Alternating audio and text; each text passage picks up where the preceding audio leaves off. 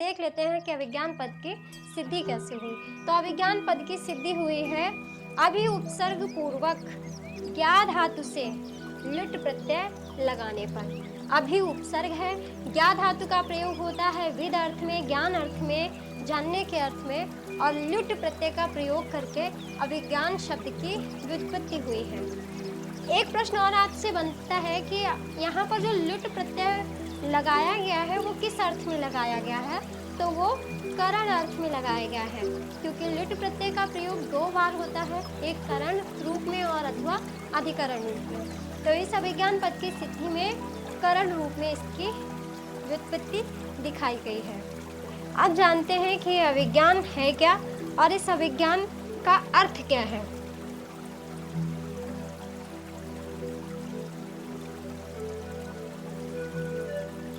अभिज्ञान की व्युत्पत्ति हमने जान ली कैसे हुई। अब हम देखेंगे शाकुंतल कैसे बना। ये शाकुंतल शब्द भी है क्योंकि हमारा पूरे ग्रंथ के नाम में दो शब्द आए हैं, एक अभिज्ञान और एक शाकुंतलम। तो अभिज्ञान की हमने जान लिया, अभी उपसर्ग पूर्वक ज्ञा धातु से लुट प्रत्यय लगा है और वो भी करण अर्थ में लगा है। लेकिन ये जो हमारा शाकुंतल पद है, ये शाकुंतलम पद कैसे बना, ये शकुंतला प्लस अड़ प्रत्यय, शकुंतला और अड़ प्रत्यय से शाकुंतल शब्द की सिद्धि हुई। और ये किस अर्थ में है, ग्रंथ अर्थ में। बस आपसे इतना ही प्रश्न पूछा जाना है कि शाकुंतलम शब्द की सिद्धि कैसे हुई, शकुंतला प्लस अड़ प्रत्यय से, वो भी ग्रंथ अर्थ में। अब देखते हैं अभिज्ञान पद का अर्थ। अभिज्ञान पद का अर्थ क्या है। हम काफी देर से यही बात कर रहे हैं कि अभिज्ञान क्या है, वो अभिज्ञान शाकुंतलम। अभिज्ञान पद का वास्तविक अर्थ क्या है। अभिज्ञान पद का अर्थ है पहचान, यानी किसी व्यक्ति की पहचान कराना, यह अभिज्ञान शब्द का अर्थ है। और इस पूरे नाटक में एक अंगूठी है, वो जो शकुंतला की पहचान कराती है, और इस अंगूठी के आसपास ही पूरी कहानी घूम रही है। शकुंतला का दुष्यंत से विवाह होता है, जाते जाते वो अपनी अंगूठी ले जाते हैं, और उस अंगूठी को पहने हुए जब तक वो नाम के दिनों की गणना करेगी तब तक हस्तिनापुर से उसे लेने के लिए कोई आ जाएगा, ऐसा दुष्यंत कहकर गए हैं। जब वो नहीं आते हैं तो वहाँ जाकर के गौतमी, शारंगराव और सारथगत उसे हस्तिनापुर छोड़ने जाते हैं। स्नान के समय अंगूठी हाथ से निकल जाती है, अंगूठी वो मिलती है धीवर को, और उस धीवर के द्वारा वो अंगूठी राजसभा में ले जाए जाने पर राजा को पुनः अपनी चेतना वापस आती है। उन्हें याद आता है कि उन्होंने गांधार विवाह किया था, और इसके बाद वो शकुंतला के लिए पश्चाताप करने लगते हैं कि उन्होंने उसको पहचाना क्यों नहीं। ये पूरा जो प्रकरण है ना, वो इस अंगूठी के आसपास ही घूम रहा है। इसीलिए कालिदास जी ने बहुत सोच समझकर नाम दिया है कि इस अंगूठी से किसकी पहचान होगी, शकुंतला की। इसलिए उन्होंने कहा कि अभिज्ञान शाकुंतलम, शकुंतला की पहचान जिससे होगी उस नाटक का नाम होगा अभिज्ञान शाकुंतलम। आप जानते हैं कालिदास की प्रमुख रचनाएं। देखिए फ्रेंड्स, हमने आपसे कहा था कि कोई भी चीज़ बहुत ही सरलतम तरीके से अगर आप याद करते हैं ना, तो आपको बहुत आसानी से याद हो जाती है। ऐसा इसलिए क्योंकि कोई भी चीज़ जितनी कठिन होती है उसको उतना ही सरल बनाया जा सकता है। कैसे बना सकते हैं, देखते हैं। कालिदास जी की रचनाएं, कालिदास जी की कितनी रचनाएं हैं, 7 प्रमुख और प्रामाणिक रचनाएं। कालिदास जी की 7 प्रमुख और प्रामाणिक रचनाएं हैं, लेकिन 41 जो रचनाएं हैं वो कैसी हैं, अप्रामाणिक रचनाएं हैं, जिसमें ज्योतिर्विदाभरण इत्यादि रचनाएं आती हैं। तो अगर आपसे प्रश्न पूछा जाता है कालिदास जी की कितनी रचनाएं हैं अथवा कालिदास जी की प्रामाणिक कितनी रचनाएं हैं, तो आपको ऑप्शन में 7 देना है, ठीक है। अगर आपसे पूछा जाए कि अप्रामाणिक कितनी रचनाएं हैं, तो आप बताएंगे 41, यानी कि 41, ठीक है। अब देखिएगा, ये जो कालिदास की 7 प्रमुख और प्रामाणिक रचनाएं हैं, इनको याद करने का एक बहुत ही सरलतम और आसान ट्रिक, बस 5 सेकंड में आपको याद हो जाएगा। इसीलिए ये क्लास बहुत विशेष है, आपको हर चीज़ इतनी ही आसान तरीके से याद हो जानी है। तो हमने जो यहाँ पर क्लू लिख रखा है वो है ऋतु कुमार का मालविका मेघ रघु का ज्ञान। अब आप इसे हमारे साथ ही 2-3 बार बोलिएगा, यह आपको कंठस्थ हो जाएगा। ऋतु कुमार का मालविका मेघ रघु का ज्ञान। यही एक क्लू है जिसके माध्यम से आपको कालिदास की 7 रचनाएं याद हो जानी है। आपको क्रम से कालिदास की रचनाएं याद हो जाएंगी। बार बार आपको रट्टा नहीं मारना है, रटने की कोई आवश्यकता नहीं है। बस आप इसी एक पंक्ति को कंठस्थ कर लें और 2 से 3 बार यदि आपने इस पंक्ति को बोल लिया तो आपको नाम तो स्वतः ही याद हो जाएंगे। तो सबसे पहले हम देखते हैं कि इस क्लू में इतना क्या मैजिक है, इतना मैजिक क्या है जिससे आपको 7 रचनाएं एक साथ याद हो जाएंगी। तो इसका मैजिक देखते हैं। मैजिक है ये ऋतु से हो गया ऋतु संहार। ठीक है, इसमें षड ऋतु वर्णन है। क्या है? षड ऋतु वर्णन। ये एक खंड काव्य है।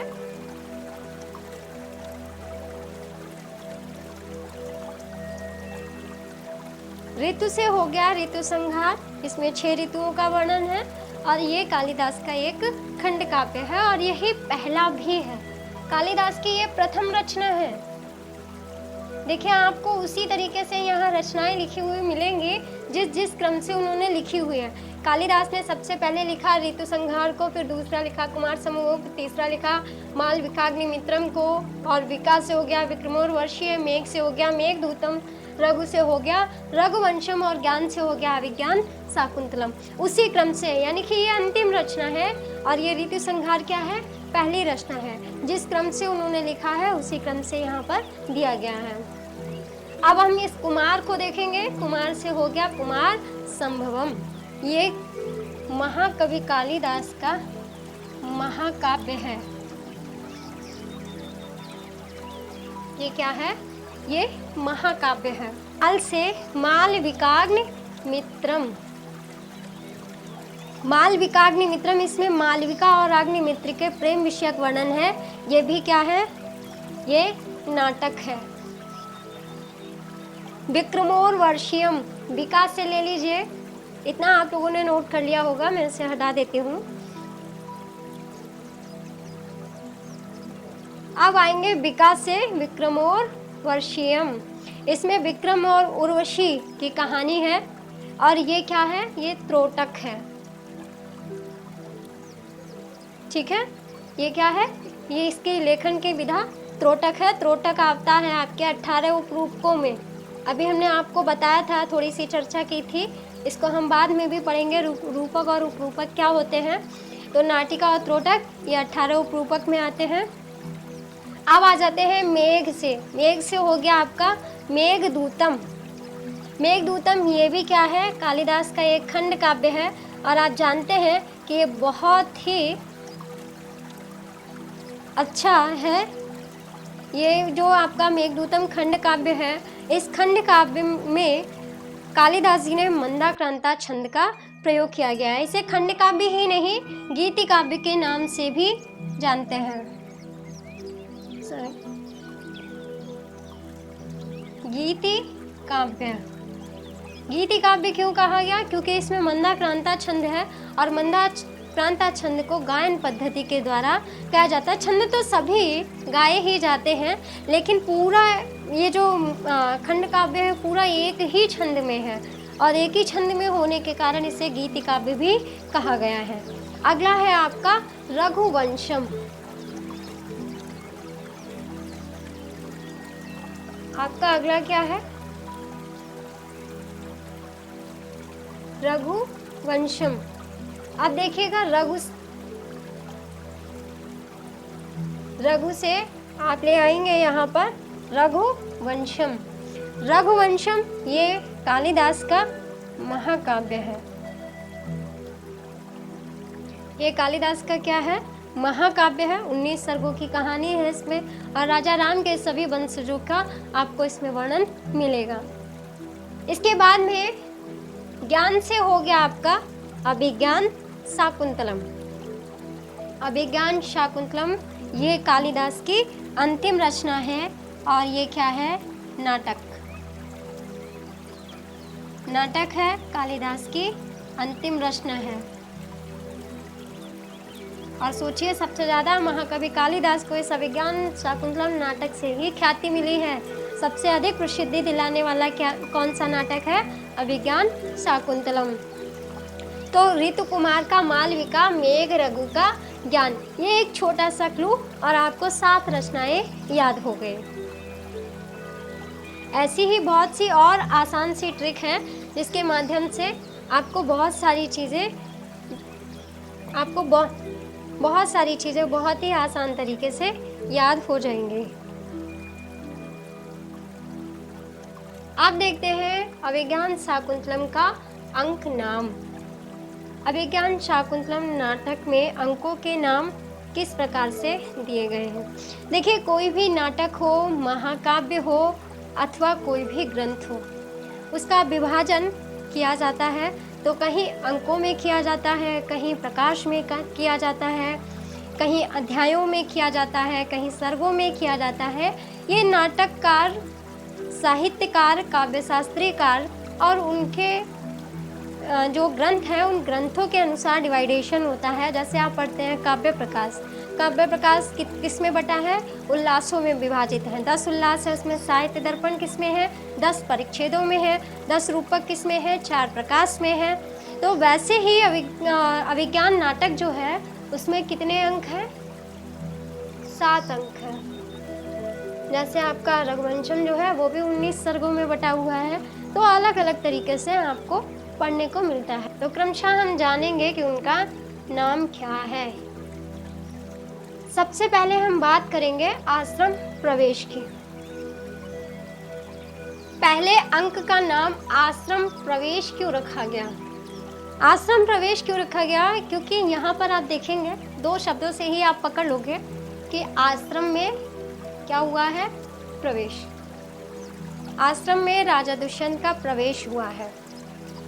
कहानी का जो प्रारंभ है, जो नाटक की कहानी या कथा वस्तु जहाँ से प्रारंभ होती है वो होती है, राजा दुष्यंत को एक मृग का पीछा करते हुए दिखाया जाता है।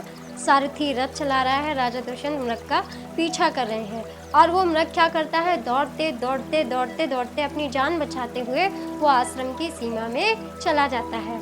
आश्रम किसका है? महर्षि कर्ण का। आश्रम महर्षि कर्ण का है। ठीक है, महर्षि कर्ण का आश्रम है। और ये आश्रम कहाँ है? देखिए, बहुत छोटे छोटे आपको हम यहाँ पर बहुत छोटे छोटे जो आपके क्वेश्चन है, माइनर क्वेश्चन जो आते हैं ना, उनका आंसर हम दे रहे हैं यहाँ पे। मालिनी नदी के तट पर। टीजीटी पीजीटी में ये प्रश्न पूछे जाते हैं कि महर्षि कर्ण का आश्रम कहाँ पर था? मालिनी नदी के तट पर। महर्षि कर्ण के आश्रम में जब राजा दुष्यंत प्रवेश करता है उससे पहले की घटना क्या होती है कि वो जो मृग है, वो मृग जैसे ही देखता है कि अब मेरा निवास स्थान आ चुका है, वो तपोभूमि आ गई है, तो उछाल मार के अंदर चला जाता है। उसी समय एक ऋषि कुमार जो होता है वो देखता है कि राजा दुष्यंत मृग पर बाण चढ़ाए हुए हैं। वो जैसे ही राजा को देखते हैं कहते हैं, राजन ना हंतव्यो आश्रम मृगोय, अथवा आप ऐसे भी कह सकते हो, हे राजन आश्रम मृगोयम ना हंतव्यो ना हंतव्यः। ठीक है,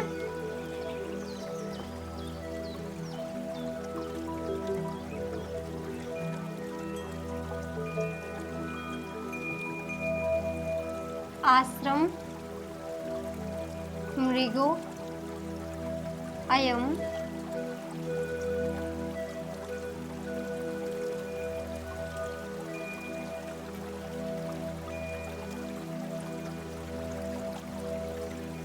आश्रम मृगो अयम न हंतव्यो न हंतव्यः। हे राजन, आश्रम का मृगो अयम, यह मृग है, ना हंतव्यो, आपको इसे नहीं मारना चाहिए, ना हंतव्यः, नहीं मारना चाहिए।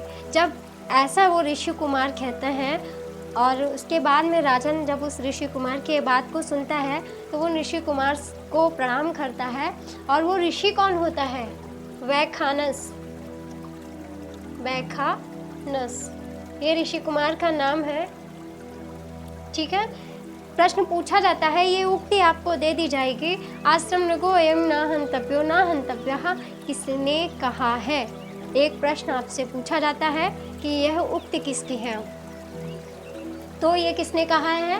वैखानस ने। और किससे कहा है? दोनों तरह का प्रश्न बनता है, किसने कहा है और किससे कहा है। तो किससे कहा है यानी कि राजा दुष्यंत से कहा है, और किसने कहा है? तो वैखानस ने कहा है। तो जब ऐसा कहते हैं वैखानस राजा से, राजा रथ से उतरते हैं और उस ऋषि कुमार को प्रणाम करते हैं, तो वैखानस कहते हैं कि राजन, अब आप अगर यहाँ तक आ ही गए हैं तो हमारे आश्रम में भी प्रवेश कर लीजिए। तो वो पूछते हैं कि राजा पूछते हैं कि आश्रम में ऋषि कर्ण तो होंगे ना? तो वो बताते हैं कि नहीं, जो ऋषि कर्ण है वो कहाँ गए हुए हैं? सोम तीर्थ गए हैं। अब राजन को जब ये पता चलता है कि ऋषि कर्ण जो है वो सोम तीर्थ गए हुए हैं, वैखानस साथ में ही बता देता है कि शकुंतला के लिए। देखिए ऋषि कर्ण जो है, ऋषि कर्ण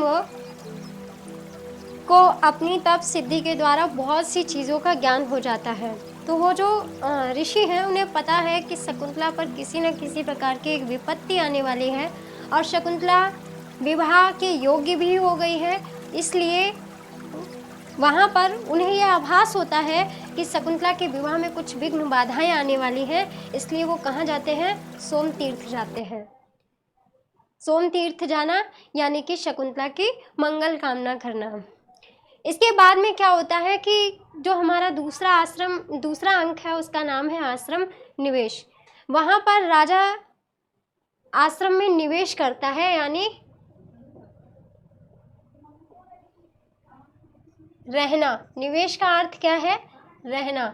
आश्रम में राजा रहता क्यों है? कारण क्या है? क्योंकि प्रथम अंक में राजा शकुंतला और उसकी दो सखियां प्रियंवदा और अनसुईया को देख लेता है। वो शकुंतला के सौंदर्य से बहुत अधिक प्रभावित है और शकुंतला के सौंदर्य को देखकर उस पर मोहित हो गया है। तो शकुंतला को तो हम जान ही गए हैं, लेकिन हम जानते हैं कि प्रियंवदा और अनसुईया क्या है। प्रियंवदा और अनसुईया ये शकुंतला की दो सखी हैं।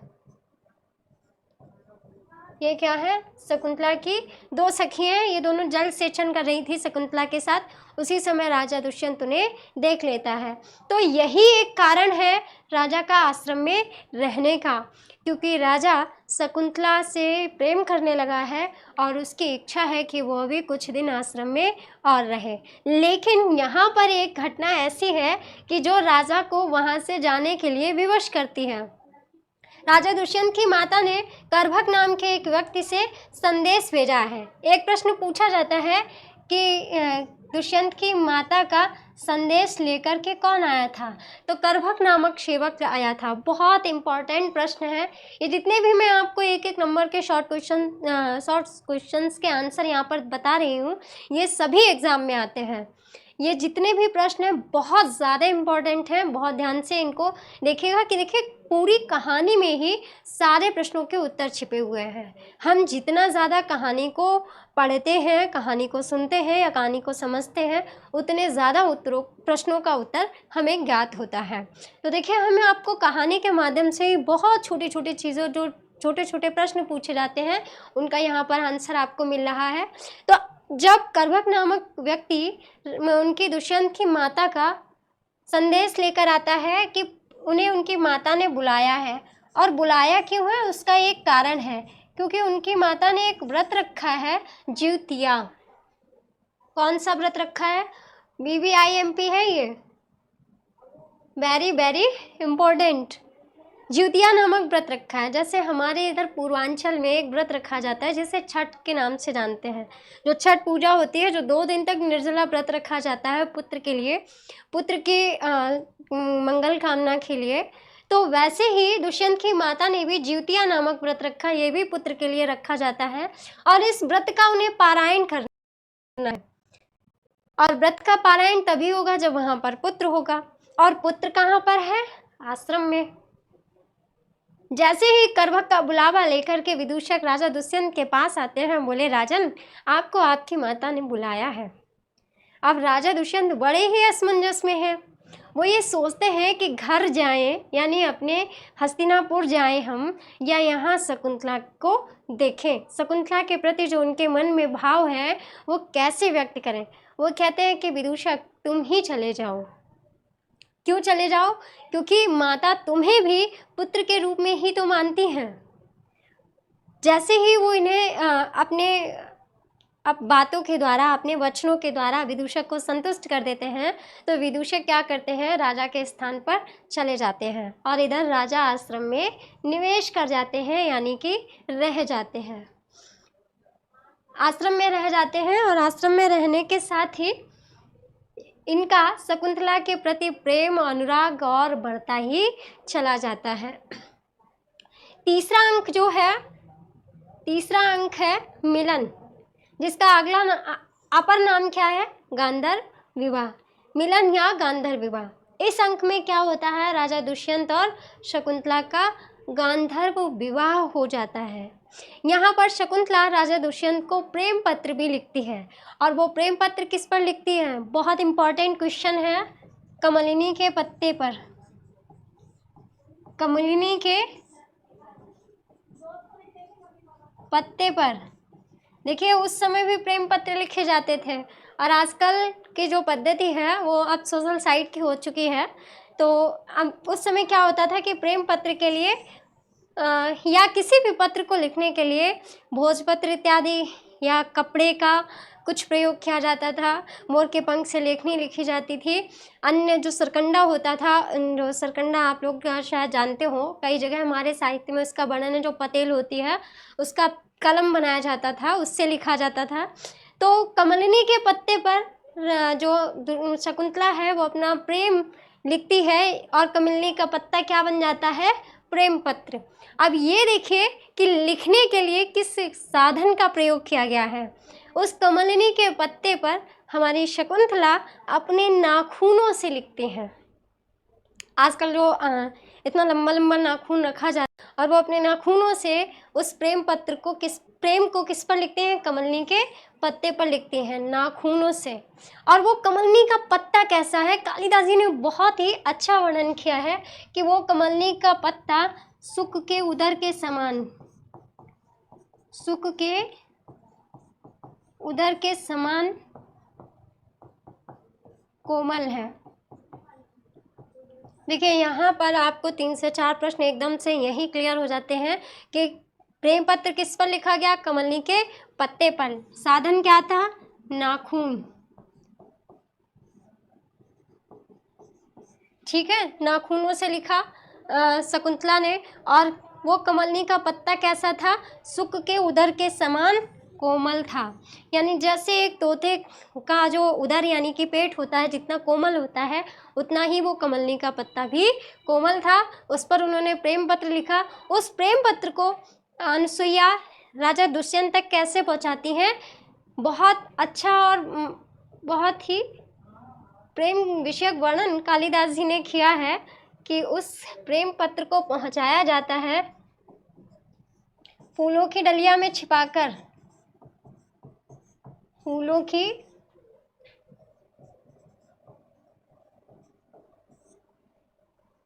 डलिया में छिपाकर। प्रेम पत्र को फूलों की डलिया में छिपाकर प्रेमवदा ले जाती है। राजा जब उस प्रेम पत्र को पाता है तो वो सोचता है कि मैं ही केवल प्रेम में नहीं हूँ, बल्कि शकुंतला भी प्रेम में है। और जब दोनों तरफ से प्रेम बराबर है तो राजा दुष्यंत शकुंतला से मिलने की सोचता है। इधर शकुंतला भी राजा दुष्यंत से मिलने का सोचती हैं, तो जो बगीचा है, जो उपवन है, वहाँ पर दोनों की मुलाकात होती है और वहीं उन दोनों का गांधर्व विवाह हो जाता है। फ्रेंड्स, अगला अंक है हमारा विदाई। जो चौथा अंक है उसका नाम है विदाई, और इस अंक में क्या होता है, शकुंतला की विदाई होती है। और हम अभी आपको पहले भी बता चुके हैं कि टीजीटी के सिलेबस में यही अंक लगा हुआ है, और ये बहुत ही इम्पॉर्टेंट है टीजीटी वालों के लिए ही नहीं, पीजीटी वालों के लिए भी, क्योंकि यहाँ से भी बहुत सारे प्रश्न बनते हैं। तो चलिए कल हम इस चौथे और पाँचवें अंक पर चर्चा करेंगे। आज के लिए इतना ही, फिर मिलते हैं।